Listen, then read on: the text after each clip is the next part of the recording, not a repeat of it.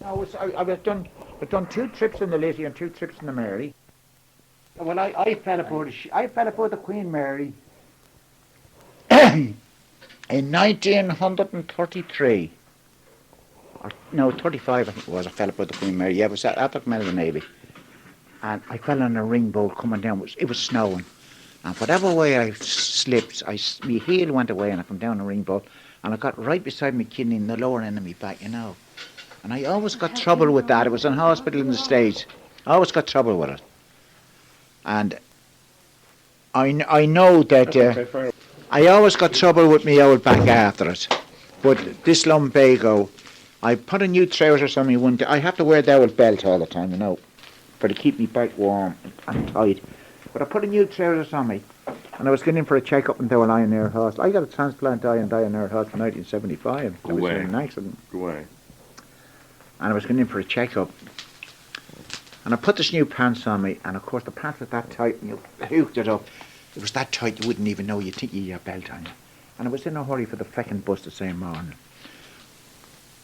Oh yes, you had the Now I was all right on the 33 bus. When I got out of it to get over, I would run up past Clearl's to get the 10 bus out of the Ioneer. I thought me back felt a bit cold, you know, because it was had to be warm in the bus. So the next thing, jeez, I better tighten up my belt. Put my hand around my fucking body and I had no belt on it. And you see, the head of my body, the pants stretched that bit in the waist. And I was perished. I got a chill in my back that time. And it went down then into the backs of my legs, my backside of my legs. And when you go to sit down, you think you got electric shock in the cheeks of your arse, and you'd have to put your hands down and catch a hold of the thing before you went down. I mean, the same way when you get up. You think you got electric shock in your arse, and the backs of your legs down to the backs of my knees. Oh, it was up that type of thing. And I was like that for 5 weeks.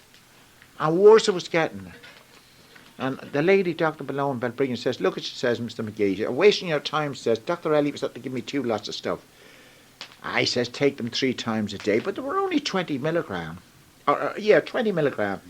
And when I went to her and she saw me, she says, look, she says, there's no use of you taking those tablets. What you have to do, she said, if you want to get clear of it, she says, now, she said, you're not going to get clear of this damp weather real quick. She says, a month, you'd clear it up, provided the weather wasn't wet or damp. I'm putting you on a course of tablets. I'm giving you a course of tablets for 28 days, she says, here, out of our box. And take one every night going to bed. But go to bed 8:30 or 9 o'clock and get at least 8 to 10 hours on the bed. If you never sleep, as long as you have to be lying. But she said, when you're walking around, the tablet is a waste of time. And whatever it does with you, you pass it through your kidneys, the trouble that you're getting in your body. Now, this is no joke. And she told me that as long as it was raining, that I get a certain amount of trouble. But she said, as soon as the weather gets dry, you jump over the moon. And so I would. At the moment, I could do what I liked with my bag. But she told me that. But she says, you will get it when it starts to rain, you'll get a bit of trouble back, all right. But she says it will gradually wear away. I was trying to figure out when you first went into the Navy, did we put a year on it? What year would that have been? The Royal Navy? Oh, wait now for a minute. I come home in 1932. I was at it doing a year in it. 1931. In the Royal Navy? The R&R. Yeah. It was the Royal Navy at that particular time. You see, at that particular time, there was no such thing as joining for 21 years. You could join it for a year, you could join it for 2 years, you could join it for 5 years. Well, 5 years was a suitable thing. 2.5 in the colours and 2.5 in reserve. Now, the guarantee was, at that particular time, you had to, well, of course, I tell you what I wanted. I didn't learn much. I couldn't do a fucking summer or nothing going to school for the simple reason I never learned no summers or nothing. Well, you're like a fool, especially as a seaman. You have to, if you come along I was bosun's mate for years away at sea. I was with Bill Leonard, and Bill Leonard was bosun. But Bill Leonard says, there's no use in me, Willie, they won't fucking work for me. With the fucking animal gang for 7 years crossing the Atlantic there, with the animal gang of Dublin, and Bill Leonard was the bosun, a rush man.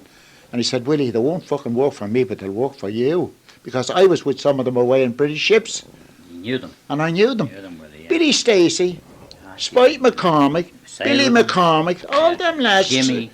Shane or Larkin, the roughest, toughest men you could meet in a day's walk, the fucking more they kill you and throw you over the side. What do you call them, Marines saying? Oh, don't talk us, and I was with them all. Yeah, Gaffney's a ring sound. Yeah, yes, indeed. Yeah. And he remembered Carney. Carney, yeah. I was with Carney and he One more of- than a fucking second mate. What are one you of them was a talking about? Threw him over the fucking wall. Yeah, one of them was a chippy. A chippy, yeah, they Yeah, were all remember chippies. that. They were all chippies. yacht builders. Yeah, yacht builders. I was yeah. with them. Yeah, I was with them. yeah. I done 7 years across the Atlantic with them. Animal gang, and the bosun they wouldn't work for the bosun, but my job was to look after them, job and finish. But my job in the States was Hoboken, whereas crossing the Atlantic was Hoboken, Philadelphia and Baltimore. All as my job was handing them out paintbrushes and paint whatever they were going to do, job and finish. And once it was job and finish, it worked for me, but they tell the bosun to go and have himself. A job and finish and a drink when they were finished. The bottle of fucking rum, Yeah. fill up their mugs. Yeah. That's your job and finish, mister. Get another one tomorrow morning when you're done. And they give me anything. I could go to Dublin tomorrow, but there's no one in Dublin to say boo to me because with them lads are around. But I was the only man. I was the only fella from out around with them. I was had to be with them in British ships and I knew them. They were all firemen. But they'd work for me. Oh, Jesus, them lads were all right. So you have experience yourself of Austin. That's your Austin Yeah, knows them. I Austin knew sailed them. with Spike Austin sailed and with his Spike brother McCormick and Jimmy. Billy McCormick Yeah, and Jimmy. I had them all, yeah. Yeah, Austin knows them But all well. I found the way with them was that I just if they done a job, they got paid, but Yeah. I gave them nothing outside that. That was it. And Oh, no, that's the best way to they work with it. found then that you were either you were straight You were straight or you and weren't. you took no mess. No, you took no and mess. they That was worked the right- they there, worked for you, Austin. You didn't bribe them. No, I that's the wouldn't worst do thing that. you could do with those type Yeah. of people. You never bribe Never those bribed people. them. And Never bribed they- those people. I got on very well with them. I'd say you did. I did, yeah. You were a rush Yeah, man. a rush and you were man, the yeah. only rush man that was among the crowd. Yeah. And but, I was the same with them. You were fair with them though. That's yeah. the main you were, thing. once you were fair, with them, you couldn't go and wrong. fair and firm, and I think that's how I got through. You I know. often seen them And lads. some of them boys, I'm not too tall, and Yeah. but they were okay. Once they were with you, Once they were with you, with there's you, no yeah, one. yeah. I was ashore one night with them beyond. The way it wasn't me, I used to do mostly watchman in all the boats ashore. I used to do watchman in the States nearly all the time. A lot of it because I wanted to go up. I had friends in the States, you see. And I was finished every morning at 6 o'clock, and the bosun say, Willie, I'll give you a shout about 11, and you'll get about 11:30. I get me dinner. Get a fucking taxi up into the what do you call up down to subway. up the subway, yeah. and up to the Bronx.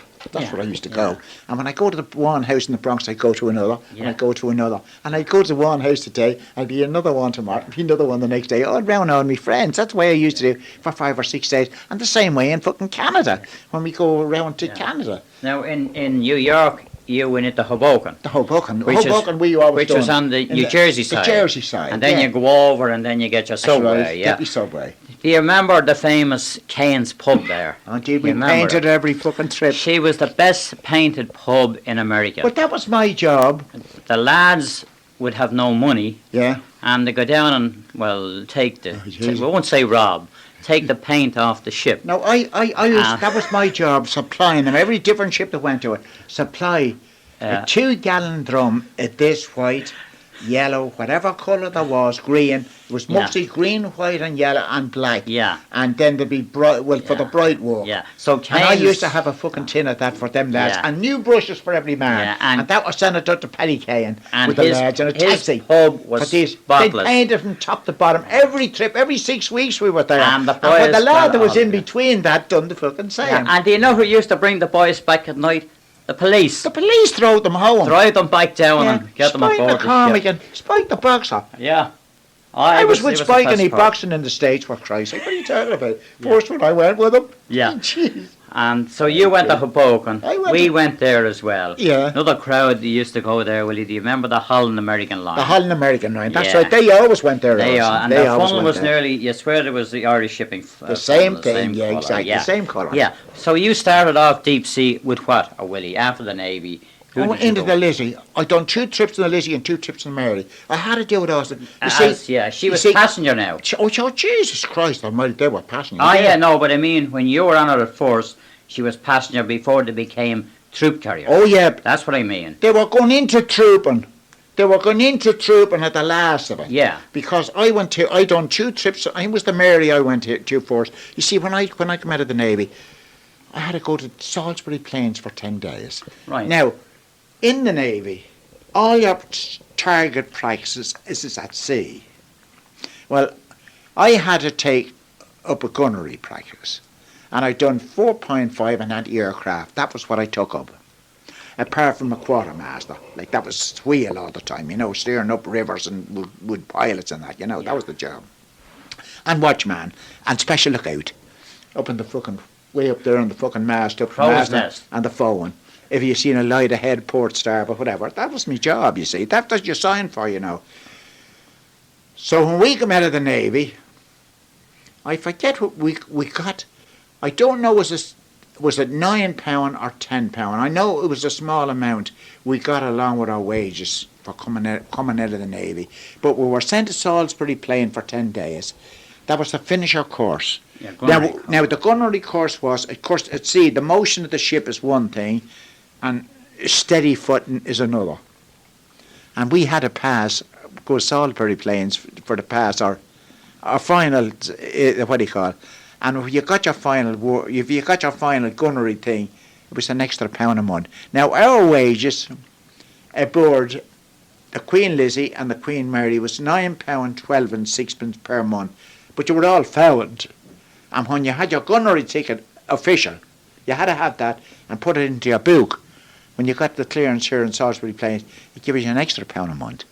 But but Jesus, £1 was a whole lot then. Yeah. You could get 4 pints of port at that time for a shilling. I remember going into the harbour bar once, fucking sea, and there was Joe R. Harford, you knew Joe R. Yeah.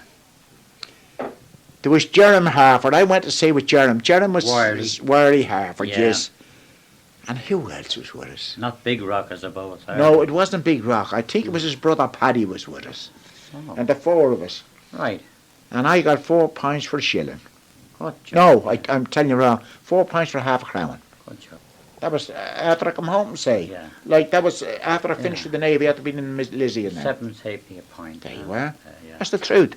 A half a crown. Yeah. And I remember going up to Armstrong's with a with a 10 shilling note. No. And every fella that was in it come out of it drunk. I spent a 10 shilling note, but every fella come in it was drunk. Yeah. So, Willie, Just don't talk. But so Willie, then Queen's was your first deep sea, was it? the Queen's was my first deep sea. Deep Apart sea, just yeah. the SS. I don't know. Was it that they? No. Yeah, it was the SS at that time. She was a steam job. The Queen's. No. The SS. I don't know. Was it the Portland or the Southampton? Was the name of the old destroyer we were on? You see, it's only a training thing. Oh, you were training Yeah, force. Yeah. and we were aboard a minesweeper there for a couple of weeks learning about the Right. minesweeping too, though, how you do Yeah, it and that. Yeah. I was aboard 2 of them. Yeah. So But we got a little bit of education there, Austin. There was a certain place there in Hore, and there was a teacher. And he come down, and we done these sums, like, I mean, any fella that had it upstairs here, or that knew a little bit at all, he went. they were learning you how you could take a 4-pint burn, on a cross burn and all this. Like at sea, for reading your Sexton. Saxon, Yeah. you could learn all that, Austin. I used to, sure, jeez, I could take Saxon burn myself after I left it. Yeah. You see, if I had one, I went and I bought one in Frisco, Paris and San Francisco one time, and the half of the fucking thing wasn't there. I didn't know. I brought it this fucking Australia, second mate was in the ship. And I said, Jesus, you know what I done? She says, what'd you do, Willie? So I bought a sextant, says I want you to take a burn on it, see. For Jesus' sake, man, he said, do you not know it's only the fucking half and that? A lovely wooden one. Box was the nice part. For Jesus' Yeah. sake, don't talk. Right, Willie. So, But anyway, I done my time on the Lizzie and the Mary. right, yeah. Now, They were gunners. I went to, you have to do, you see, the trouble is, when you go into, well, will I tell you the first go up at the fucking Navy? I didn't tell you the first go up. The Lord of Mercy and poor Paddy Cat. The Salt House dock in Liverpool, Austin. I don't know was you ever in it. Probably You know, was, yeah. They yeah, say you were. Yes. Yeah. Yeah. The Salt House dock in Liverpool. Is that the Albert Dock, though? Is that the Albert Yeah. Dock? Yeah. Yeah. At that time, it was the, what do you call it? And that's where you had to learn your, well, you either learned your swimming, Oh, really? or when you come out of it, you had to fucking swim. Yeah. Whether you could swim or not. But I'll never forget, the fella that wouldn't believe us, the fella that brought us down, he said, we brought a chap in Donegal. I'll never forget the chap as long as I live. I don't know whether he was a half fucking farmer. He wasn't a fisherman, though he said his father fished and everything. He was a lobster man. Might be a lobster man. And we told your man we could swim. He didn't worry about fucking swimming. And well, he says, I was sent down here with you and to give you as a recommendation, he says, for the Navy. And any fella that can't fucking well swim, he says, within a quarter of an hour he will fucking swim. Because he either swims or fucking drowns. And then they see this other fella coming off and he's stripped out bollock naked. And he's ready to dive in when you're just in your last fucking lap. He's ready to dive in to take you out of it when you're just about booked. And when he comes in and he gives you artificial respiration and he fucks you in again, and by jeez, you come in the second time you fucking swim. But anyway, we went in anyway and we got 2 togs. I think there was ladies' drawers at the time because there was elastic in the fucking legs that went down to come to your fucking knees. We weren't big. And when we got into the fucking water, went down around your fucking legs. There was no women knocking around with you bollock naked, as the fella said to your fucking drawers, big blue drawers, down around your arse. And we could swim. Now the dock was the length of the dock across and fucking back. We could swim. We could bring a man his fucking back on top of us. We could swim. Yeah. We could do any crawl or fucking overhand. We could do any class of us throw. And the man says, "Come in." Well, when I see him getting this fucking big pole, a fucking big bamboo cane, it was the length of this, and a big thing on the end of it, big rubber lad, like a rubber lad. And your man he's plunging in the fucking water like a dog, and your man pushing him off. And jeez, I was going to dive in to get the crater out of it. He says, "You wouldn't do no such thing. We have a lifesaver." A fucking big lad up there, about 6 fucking feet tall. Okay, yeah. And your man was nearly fucked, and he told your man went down twice. Jesus, said that chap will fucking drown.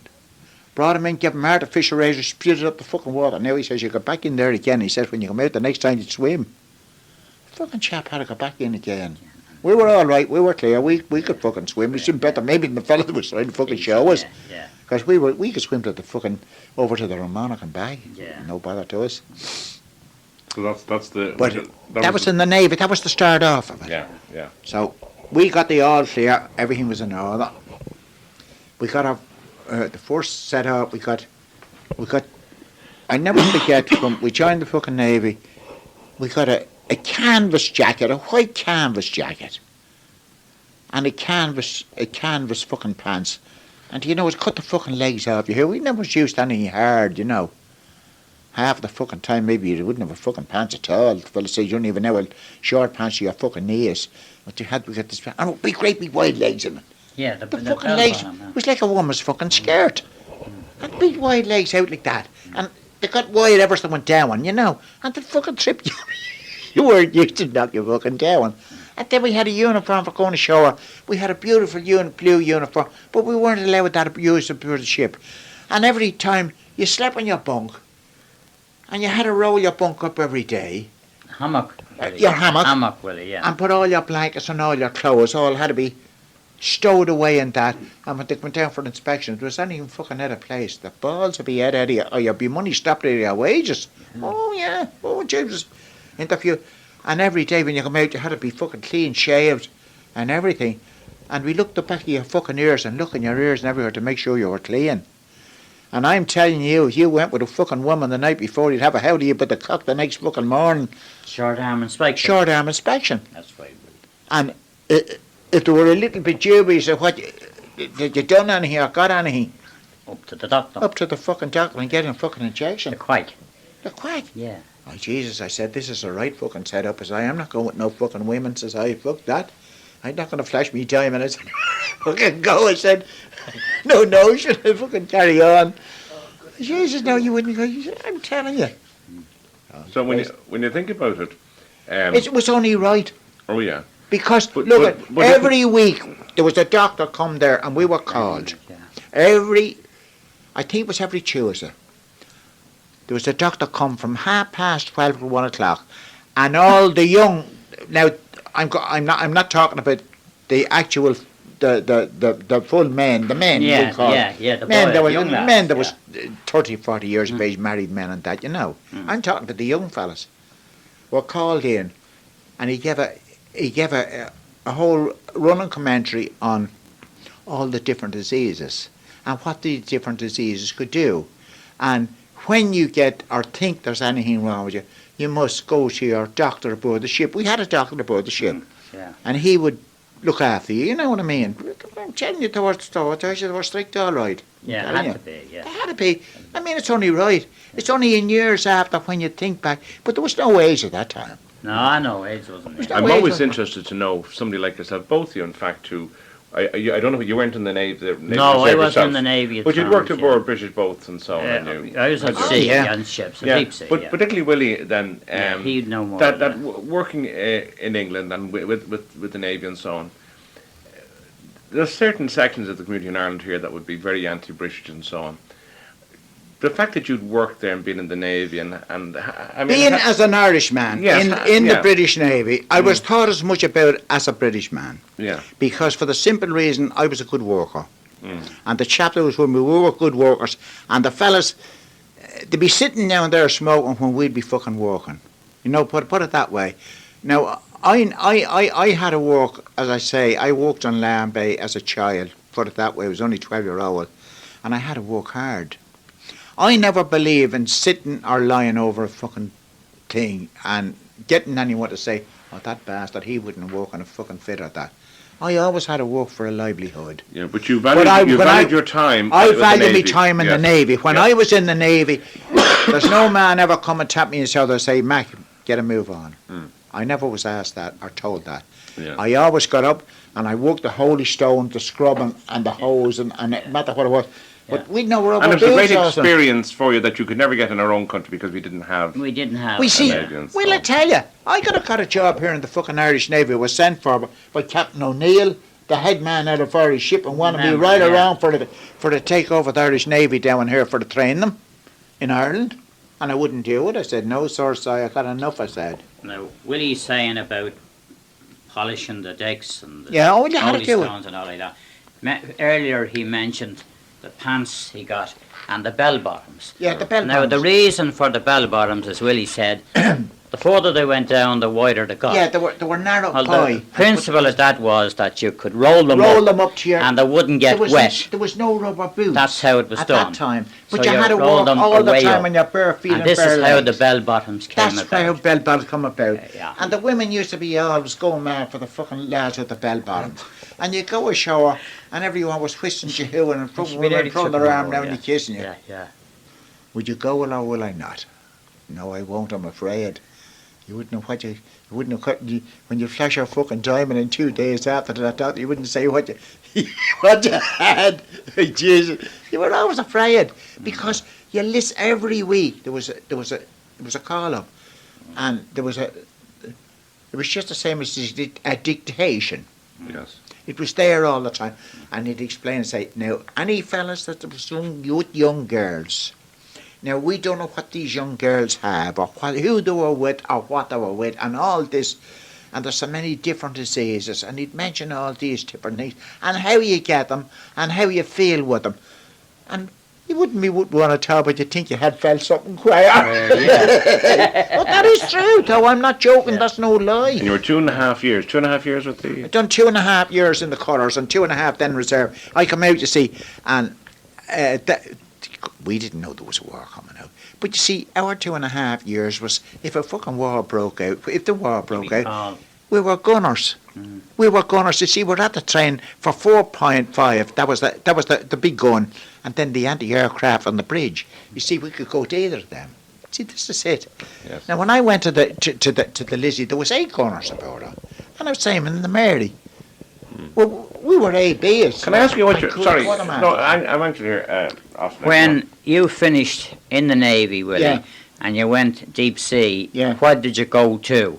What on It was, what? it was the Lizzie I went to, or the As, Mary. as a merchant navy. Oh yeah, merchant navy. But Oh, you in the finished reserves, in the yeah. reserve. But if I was, that's Yeah. what I say. If I was called up, Yes. it was a gunner. Yeah. So you were on as a quartermaster. Quartermaster, On the- quartermaster for anti-aircraft for 4.5 guns. Yeah. I could use. Yes. Yeah. Yeah. But And that's what I got me to charge. right. So you were on her then until war broke out. I could stay on her till the war broke out. Yeah. I only done two trips on Oh, one, right. and 2 trips the other, and I went in the way in the Manchester liners then. Right, And I right. could still be a gunner on the Manchester liners, provided I was in a merchant ship. We call it merchant ship. Yeah. I hadn't to be on a passenger ship, but you had to do your time on a passenger ship to make sure that you knew where everything was. Now I understand that. Was there any Rushmen on the Mary when you were on it, Willie, or the Lizzie, or any of them? I'll never forget, I don't know was it the Mary or the Lizzie. One night, I was in the Golden Slipper in New York, and I think Jack Johnson was the man. He was the great boxer that owned it. And I was sitting at the table with these, a couple of lads there from that I was with, you see, that I knew. I didn't know that was that I'd been with, you see. They were in the same watch as me. Because the way it is, they say there are 10 lads there in a watch, you know what I mean? Because you have so many lookout men, and you have so many quartermasters. You have 4 quartermasters. You have a crowd there. You're covering the 24 Covering the 24 hours, you see. You have fellas looking after the swimming pools. You see, they're all different. But you see, as a quartermaster, you do your lookout, your wheel, and the call on the watches. Yeah. That's your job. Willie, as quartermaster, you'd be only on the wheel when she would be going into New York. No, I had to take it, Austin, At- me at sea just Oh, the you same. had to do your and watch me at do me sea. full 2 hours. But if Yeah. a pilot come aboard, you had to go to the wheel. You had to go. You had the to wheel. put. You had to do 4 hours. You had to do it. The Yeah. quartermaster come to the wheel. Yeah, You had when to you were be at in the wheel. the Yeah. because you were the Yeah. experienced and the Yeah. senior. A senior Man, quartermaster. That's what I had. Yes. Yeah. Yeah. But you asked me something. What did you say about? Oh, did yeah. Did you ever meet any just sailor or any? Well, wait, now let tell you. We spoke. I mentioned his name here before. He worked on land by Charlie Cahan. I was sitting in the Golden Slipper this night along with a couple of Manchester fellas I was with. I knew them out of the Manchester liners, you see. The Manchester used to be in the Manchester liners, and I was trading in New York at the time, and some of the Manchester liners were in New York, you see. Yeah. And I knew them. And I was sitting at this fucking table this this Saturday night. And I seen this fella going out to the toilet, and I said, Jesus, I said, I think I know that chap. I knew his walk. But of course he was got thin from the time I knew him, like. But when he come back, I watched him coming back, and I watched him go back to his table. So I got up on my table after a while, and I picked up courage, and I just went down, and I tipped him on the shoulder. Excuse me, I said, would you be Charlie Cahan or Rush? Oh, holy Jesus, Willie, he said, it's not you, is it? Now, he knew I was a seaman, but he was on land bay working as a labourer for the building. But he had taken up, he was steward aboard the Queen Lizzie. Well, Andy Bizzard, I will tell you a good one. Andy Bizzard was on the Mary. Andy was a great man. I had done 7 years with Andy after me and Thomas on the little tanker. Shell Makes. Yeah. Andy was on the Mary, and I'm after doing 2 trips on her. And I was in the way ashore this night. We're sailing the next day. And I'm sitting at this table. And I sees this fellow walking down. Now, I didn't know Andy that well at the time, but I was had to be with his father. And I knew Andy all right to see. And I seen this fellow walking. And Jesus, that's a Rush man. So I watched Andy coming by. And Andy seen me. Jesus Christ, he said, are you Willie McGee? I said, yes, that's I am. What ship are you on? So I'm in the Queen Mary. Well, fuck you anyway, he says, I'm after making 3 trips on her. He said, and I never fucking seen you. No, says I, I'm QM, I'm up there. You're down there. You're down there 3 decks below me. I said, I never seen the chap. But your own brother could be aboard, but you wouldn't see him because he was a hose man. And he was always bosun's mate, you see. Sure, Andy was always bosun. And then another thing, Willie, the trips were so short. What was it, Sure, 4 Jesus days Christ, or 4.5 days across the Atlantic? and 5 days over there, and Yeah, fucking back home and again. back again. You didn't earn the price of your cigarettes. No, you You wouldn't were make smoking. any money on It her. was You no know? good. You get Yeah. if you got in there of a Friday, you were ashore of a Friday night, Saturday night. You might stay ashore of a Sunday because you've no fucking money You'd to be go broke. ashore. You'd be Go to broke. mass. 2 nights to go to mass. And Go to that's it. mass, yeah. Yeah. Though I used to only do an odd day. The way I used to work was, I said them fucking jobs are no use. Yeah, there was no money in them. The only hope you had was go for watchman. And I done watchman in all the Irish ships. The skippers all knew. See, I was married, you see, then. I was married, you see. I was all right when I was in the Navy, you see. I didn't give a goddamn. Everything was all right because as long as I had a shit in the toilet, I'd get through, you know. But when I got married, I said I'll have to be a little bit cautious. And when I went away to sea then after I got married, I said, right, I joined the Manchester Liners. Well, I was at to being on them previous, Right, yeah. running across the Atlantic Ocean, and I knew all the mates, I knew all the skippers, and I knew them all. And I used to get all the overtime that was in them. And I used to get the watchman. I used to get watchman of the state, and I could do watchman in Manchester or Liverpool, wherever we went to, even Southampton, London, if we went. I always was watchman, and it was always an extra few bob. They knew I was married, you see, and I got everything that was going. But that's one thing I'd say for them. Give us an idea. And then I joined the Pacific boats. They were all Fornaswithy, though. They were owned by Fornaswithy, owned the whole lot of them. Sure, I left Manchester Liners, not for any reason. I said I'd love a change. And I joined the Pacific Alliance. Now, this was coming up, the war, there was talk of the war, but whether it was going to come up or not. And I said, feck me, I'll join it. Now, there was an Australian second mate. I knew him. I was at the being with him, you see, in the liners, but he'd shipped to the Pacific boats, you see. Yeah. And I didn't know what ship he was on, but I met him above him with the trefoil in Manchester. And he says, Willie, what are you in now? I said, I'm in the Manchester Brigade. He said, there's a job going, he says, but below an hour ship. I said, what are you on? He said, I'm on the Pacific Reliance. I said, what's your lie? Is any overtime in it? Well, he said, there's a few bob. He says, overtime. He says, you'll get a few bob out of it, all right. He says, you don't mind going watchman? I said, no, I don't mind going watchman. Right, he says, fair enough, he says. Your job is yours, he says. Now, he said, I'll tell the mate in the morning, first thing, that I was talking to you. And he said, the job is yours. So I went up to the mate and I said, excuse me, sir. The next morning, I said, I got tired, I said, crossing here. I said, I'd like a change. I'd like to make a trip further, I said. Well, Mackie said, there's always a job here. If he says, we're not sacking you. He says, you're a good man. You know your job, he says. And if you want to make a change, he says, the job is always here for you. You can go back.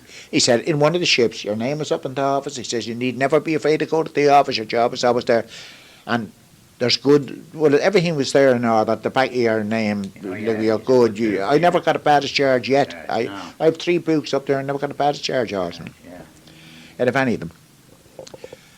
So, Pichini, I joined the Pacific Alliance, and of course I was the top notcher, all right, for all the rivers and everywhere. Went through the Panama Canal. There was a wheel all the time, you know. And the biggest job I had was on the lookout and cleaning brass, and always up around the wheelhouse and that. I didn't get any dirty jobs, you know, like mostly all indoor jobs and fairly good, you know, like fairly good jobs. We went anyway to New York. Was our first hit off. Of course, at that time it was all general cargo, 16,500 ton. Boy, that was some. That was some jump from 10,500 ton. Yeah. The Manchester Liners crossing the Western Ocean to Canada. We were only 2 or 3 days, I say, and I was at the wheel, and the second mate says to me, "Are you short of any gear?" "What do you mean?" "Do you want any clothes? Do you want any dungaree jackets or shorts or gear?" he says.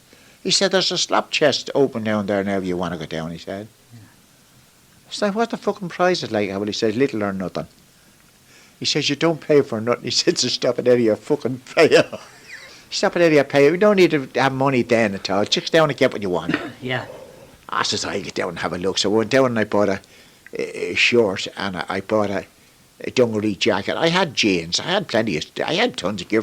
I was running to the States all the time. I always buy something in the States, you know. There was A dungaree. gear there, and khakis and all like that. Yeah, $5 at that time, Austin, in the States. You've got a dungaree jacket, you've got a dungaree pants, you've got a what do you call it, shirt, and a beautiful white vest or two vests for a $5. Well, $5. $5 at that time. Yeah, which was And I never was short of gear. It was only a yeah. couple of pounds. I never was short of tons of gear. Yeah. So I went down and I just bought something, just a metal form. Well, we went to the States anyway, and we were 4 days in the States.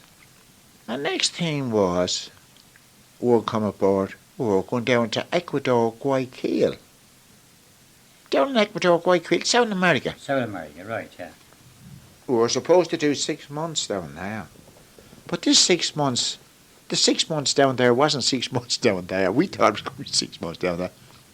You were going to trade that up We and were down. going to trade up and down. We're on the banana trade. She was a freight ship. Oh, right, Oh, gee, she was 16,500 ton, but she was a big freight ship. In Yeah. between decks was all freight, Austin. Trade, yeah.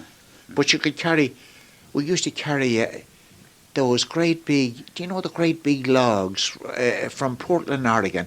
West Jesus, Coast, yeah. the bottoms of three is Yeah. maybe 60 feet long, Yeah. all put down real low on it. And they were built up till you come to the in-between decks. Right, And then in fridges. between decks was all fridges, you know. And then there was another deck then on top of that again for general cargo.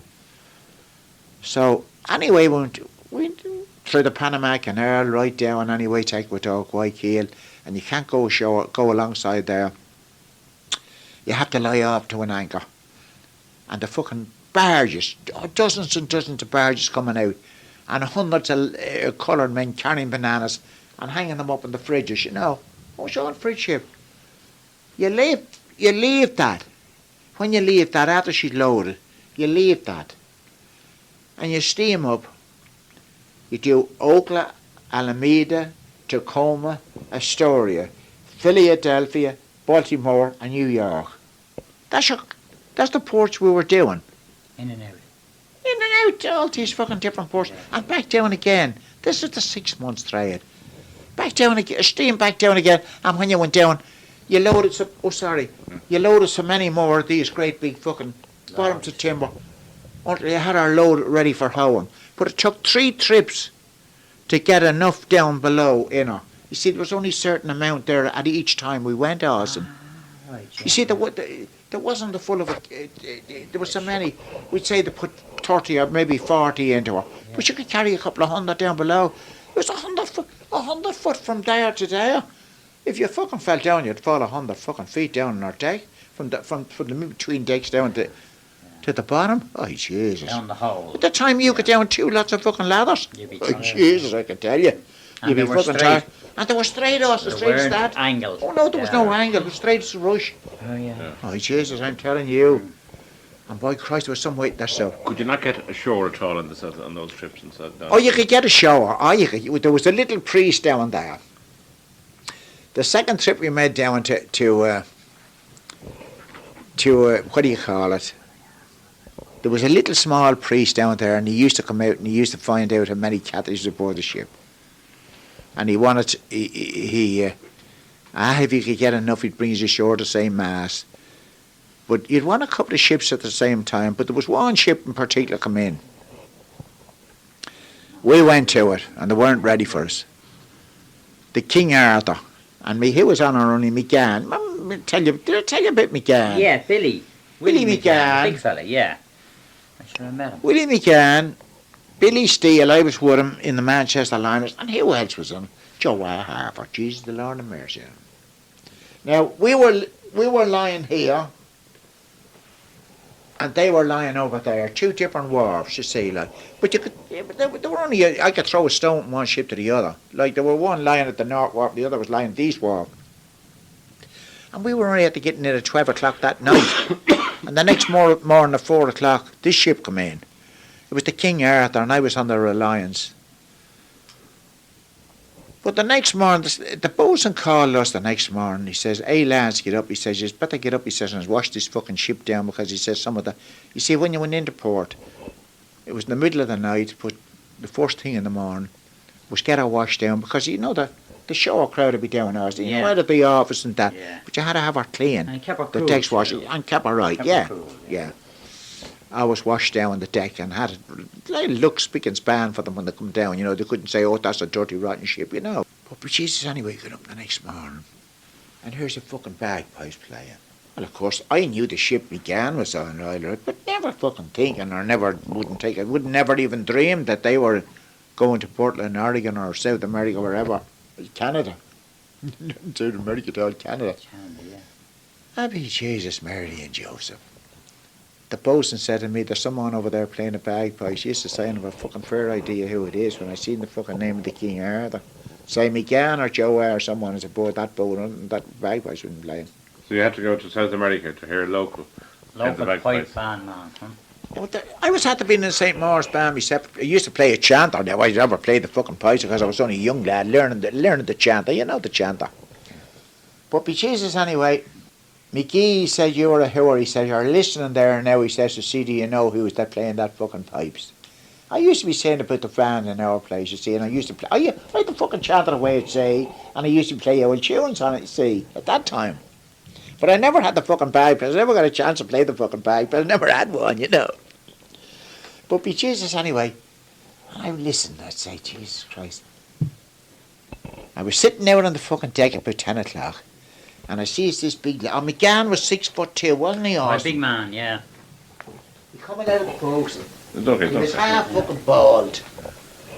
He was half bald. He coming out of the folks, he's stretching up his arms. And I looked over and said, "Hey, there in the name of Jesus, you doing over there, McGann?"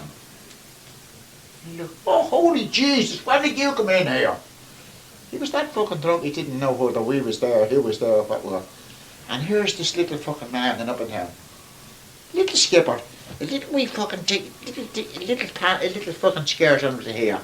And he with the bagpipes, and 9 or 10 fellas following him up. "Come on over, McGann, come on over." Didn't know Joe was with him at the time, though. Anyway, I said, Jesus, I'm knocking on my own side. "Come on over so I would get a fucking drink." The bosun wouldn't go over. He says, "Get a couple of lads over, go on over and see what it's like."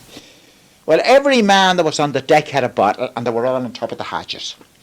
And they were walking round the foredeck of the ship. Now, there were 4 hatches for it, and that one, the King Arthur, she was a big ship. She was. There were 4 hatches in her.